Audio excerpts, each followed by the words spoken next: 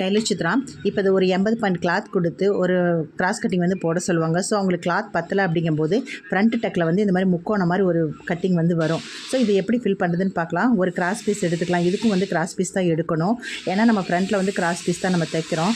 இந்த துணியை வந்து கிராஸ் பீஸ் எடுத்து பாருங்கள், இந்த மாதிரி அந்த ஷேப்க்கு வந்து நம்ம வரைஞ்சிக்கலாம். இது முக்கியமான டிப்ஸுங்க, மறக்காமல் ஃபாலோ பண்ணுங்கள் இதையும். இது ஏன்னா ஃபினிஷிங் வந்து நீட்டாக இருக்கும். இப்போ தையலுக்கும் வந்து சேர்த்து கொஞ்சோண்டு துணி விட்டு நம்ம மார்க் பண்ணிக்கலாம். பண்ணிவிட்டு அந்த பீஸ் அப்படியே கட் பண்ணி எடுத்துக்கலாங்க. இது பிடிச்சினா மறக்காமல் சப்ஸ்கிரைப் பண்ணி வச்சுங்க, புதுசாக பார்க்குறவங்கலாம்.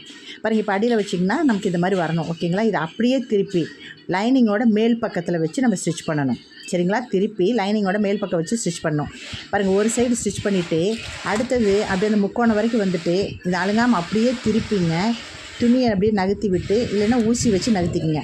நகர்த்திட்டு இன்னொரு சைடு இருக்கிறத அப்படியே வச்சு நம்ம ஃபினிஷ் பண்ணிக்கலாங்க. இவ்வளோதான். இது வந்து நீட்டாக இருக்கும். நம்ம தைக்கிறதுக்கு ஒட்டு கொடுக்குறதும் நமக்கு தெரியாது. லைனிங் துணி மேலே வந்து நல்ல துணி வச்சுக்கும்போது நீட்டாக இருக்குங்க ஃபினிஷிங். சரிங்களா? இது வந்து அட்கட் போடுறது தான் அந்த சென்டரில். இப்போ துணி வந்து திருப்பி போட்டு அமுக்கு தையல் போட்டுக்கலாம். போட்டுட்டு எக்ஸ்ட்ரா இருக்கிற பீஸை வந்து கட் பண்ணி எடுத்துக்கங்க. பாருங்கள், இந்த கட் பண்ணி சூப்பராக இருக்குது பாருங்கள். நீங்களும் ட்ரை பண்ணிட்டு எப்படி